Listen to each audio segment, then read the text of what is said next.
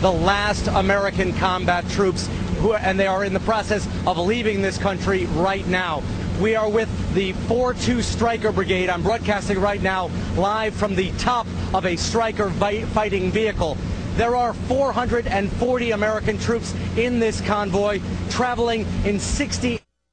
They cross the border into Kuwait, and it is not far to the border, just about 30 miles from here. As soon as all these soldiers leave Iraq, Operation Iraqi Freedom, the combat mission in Iraq, will be over. That's NBC correspondent Richard Engel in Iraq on Wednesday. It was part of the network's all-out effort to try and cover the withdrawal of U.S. combat troops from Iraq. But when you watch and listen to the coverage over there, you may not have understood that, yes, we still do have troops there in Iraq, including combat troops and 50,000 non-combat troops. And Judy, you were shaking your head vigorously as you watch that coverage. Absolutely, because thank goodness the media have rediscovered the war in Iraq, even as it's entering a new phase, this Operation, New Dawn. Look, of course the media is going to go in for the big farewell, except it's not a farewell. As several important articles pointed out, we're going to have 50,000 people there and 95,000 contractors, ladies and gentlemen, spending our money in an effort to get the Iraqis to come get their act together. You may not have known that watching the NBC coverage. You think they were trying to toot the administration's horn? No, it was an average kind of our boys and women are leaving story. I would have expected this from the media. Well, but there is the issue, how come only NBC got it? Could it be, perhaps, that MSNBC has spent 2 years kissing Obama's you-know-what?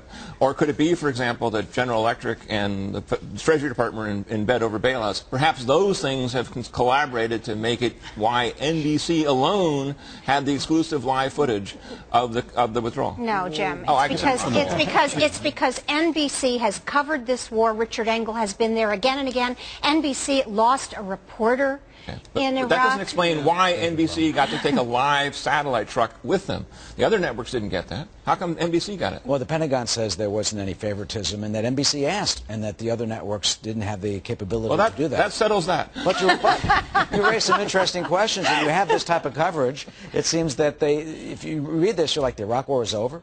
Everyone's out? Well, it's a notable milestone. I mean, it's obviously not the end by any means. We still have 50,000 guys there, and there's still a lot that's up in the air. The problem I have, NBC declared the Iraq War a civil war, rightly in my mind, but I'm not sure they ever walked that back and said, no, actually the Civil War has ended because the surge has suppressed the violence, and this is the typical trajectory of war coverage. It's going to happen in Afghanistan if we succeed there, where it's extremely defeatist, all through the prism of Vietnam, and then if we succeed, it kind of ends in a whimper.